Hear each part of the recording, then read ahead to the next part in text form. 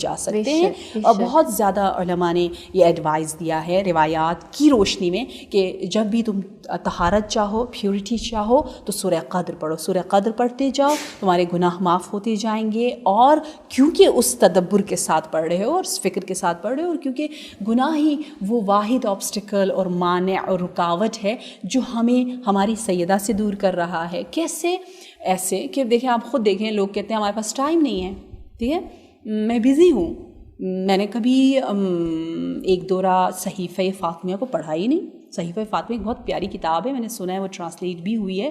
اس میں جناب فاطمہ الزہرا کی ساری دعائیں, ساری تعویذیں جو انہوں نے لکھی ہیں, حرز جو انہوں نے لکھے ہیں, انہوں نے جو کچھ رائے خدا میں وقف کیا ہے وہ موجود ہے. ان کی جتنی چیریٹی تھی, ان کی جتنی نمازیں ہیں, ان کی جتنی حدیثیں, اتنی پیاری یونیک احادیث ہیں. میں آپ کو یقین کے ساتھ کہہ سکتی ہوں شاید 50% ان میں سے احادیث ہم نے کبھی سنی ہی نہ ہو. اتنی پیاری پیاری احادیث کا کلیکشن اس میں ہے. ہاں, دوبارہ نام بتائیے گا ہمارے ویورز کے لیے. صحیفہ فاطمیہ آپ نے بتایا. جی بہت ہی جامع کتاب. انشاءاللہ اگر چاہیں امبر تو ہم لوگ نیکسٹ پروگرام میں لے کر آتے ہیں اور دکھاتے ہیں اور بتا بھی دیں گے کہ کہاں اویلیبل ہے. ہاں, نیٹ پہ بھی شاید مل جائے بہت آسانی کے ساتھ.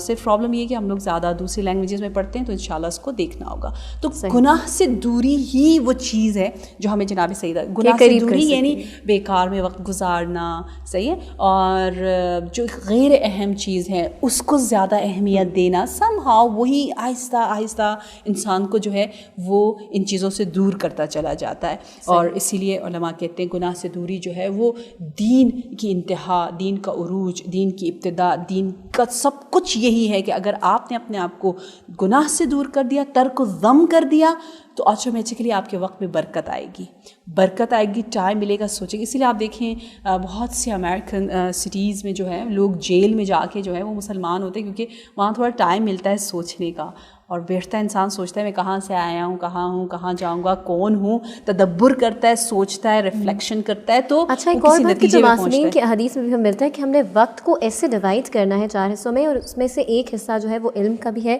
حصول علم کا. تو ہم ایسی کتابوں کو پڑھیں, ایسی کتابوں کا مطالعہ کریں جو ہمیں یقیناً بہت ساری نالج دیں, بہت انفارمیٹیو ہوں, اور ان سے ہم کچھ سیکھیں. تو یقیناً جب ہم اتنا ٹائم, ہم نے اپنے ٹائم کا صحیح استعمال کرنا ہے, اور ایک حصہ اپنے دن کا ہمیں وقف کرنا ہے کہ ہم کوئی بھی اچھی کتاب, اور یقیناً جو سیرت زہرا سرمدہ علیہ سے ریلیٹڈ ہے, تو یقیناً ہمارے لیے اس میں بہت ساری برکات ہیں, فیوز ہیں, اور ان سے ہم استفادہ کر سکتے ہیں. میں نے دیکھا ہے میری اسٹوڈنٹس فرینڈس جو ہیں وہ بک کلب کرتی ہیں, مینس ایک بک لی اور فرینڈز نے بیٹھ کے سوچ لیا کہ ہاں ہم اس بک کو پڑھیں گے, اور ونس اے ویک اور ونس اے منتھ جو ہے گیٹ ٹوگیدر ہوں گے کسی کے بھی گھر میں یا کہیں پارک میں, ہم بیٹھ کے جو ہے اس کو ڈسکس کریں گے. اور اس طرح وہ کتاب ختم ہو جاتی ہے, بہت مزہ آتا ہے, اور تھرڈ پرسن کی باتیں نہیں ہوتی, پھر جناب سیدہ کی روح ہاں خوش مسرور ہوگی ہم سے, اور اس وقت ہم فخر سے کہہ سکتے ہیں ہم کم از کم ایک بہت ہی حقیر سی کوشش کر رہے ہیں جناب سیدہ کے نقش قدم پر چلنے کی.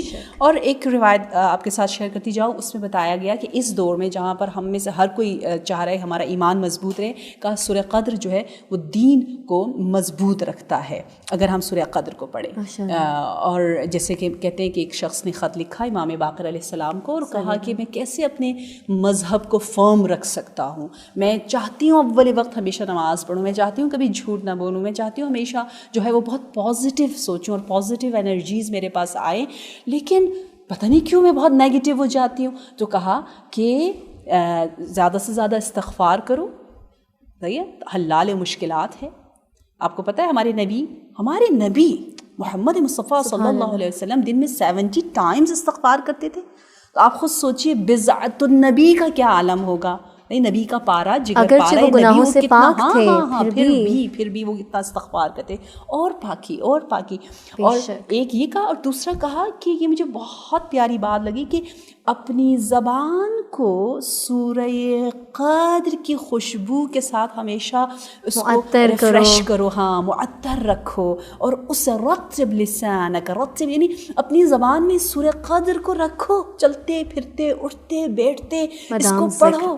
کیونکہ ہم جب ابھی یہ باتیں کر رہے ہیں تو یہ زمین بھی ہمارے حق میں انشاءاللہ گواہی دے گی قیامت کے دن, کہے گی کہ ہاں اس نے یہاں بیٹھ کر اچھا سوچا اور بیوی کے بارے میں گفتگو کی اور اس اچھے سے عبادت والے پروگرام میں شرکت کی. تو جب ہم چلتے پھرتے سورے پڑھیں گے تو زمین کا ہر قطعہ جو ہے وہ ہمارے حق میں گواہی دے گا, اور ہمیں اتنے وٹنسز کی ضرورت ہے بہت زیادہ. ہم قیامت کے دن پچھتائیں گے کہ اللہ کاش ہم نے زیادہ لوگوں کو جمع کیا ہوتا, زیادہ پہاڑ, زیادہ درخت, زیادہ چرند پرند, انسان سب ہمارے حق میں گواہی دے کہ ہاں ہم نے دیکھا کہ فلانی جب تک زمین میں رہا اس نے بہترین کام کیا. ہمیں بہت ضرورت ہے وٹنسز کی, ٹھیک ہے. اس لیے کہ جب بھی کسی کے گھر جاؤ 2 رکعت نماز پڑھو, اپنے گھر میں مختلف جگہوں پر بھی نماز پڑھو تاکہ ہر قطعہ جو ہے تمہارے حق میں گواہی دے. تو اس اعتبار سے بہت ضروری ہے کہ ہم انشاءاللہ اس کانسیپٹ کو اپنی زندگیوں میں لائیں.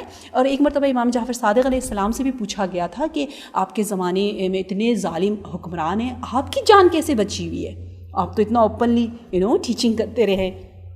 تو آپ نے بھی یہی جواب دیا کہ میں سورہ قدر پڑھتا ہوں اور 7 مرتبہ یا اللہ یا اللہ یا اللہ یا اللہ یا اللہ یا اللہ. اور آج کل کے اس دور میں ہم لوگوں کو بھی گھر سے نکلتے ہوئے تھوڑا خوف سا ہوتا ہے, تو اگر آپ کو چاہیے کہ آپ ایک کیو میں بہت ہی مضبوط قلعے میں گھس جائیں تو کہا سورہ قدر کو پڑھیں. آپ کی فزیکل اور آپ کے ایمان اور عقیدے تمام چیزوں کا پروٹیکشن جو ہے وہ اس سورہ سے آپ کو حاصل. بہت اچھی بات آپ نے بتائی, میں ری انفورس کرنا چاہوں گی جس طرح آپ نے بات کی نیگیٹو انرجیز, نیگیٹو وائبس ہیں, اور Satan is always there to tempt us. ہم جب بھی کوئی اچھا کام کرنا چاہتے ہیں وہ کوئی نہ کوئی ہنڈرنس ڈالنے کی کوشش کرتا ہے. تو جس طرح پیورٹی کے لیے, چیسٹی, ماڈسٹی کے لیے اگر ہم سورہ قدر اور آپ نے بتایا استغفار, ان کو اگر ہم اپنی زبان پر ہمیشہ جاری رکھیں تو یقیناً کہ ایک طہارت کا ذریعہ ہے, اللہ تعالیٰ کے قرب کا ذریعہ ہے. اور جس طرح کہ ہمارے گناہ ہی بیسکلی ہمارے پاس جو سب سے بڑی ہنڈرنس ہے کہ ہم اللہ سے دور ہوتے جاتے ہیں, ان ہستیوں سے دور ہوتے ہیں, تو ہمارے گناہ ہیں. تو یقیناً استغفار کریں گے اور وہ ایک بیریئر ختم ہوگا,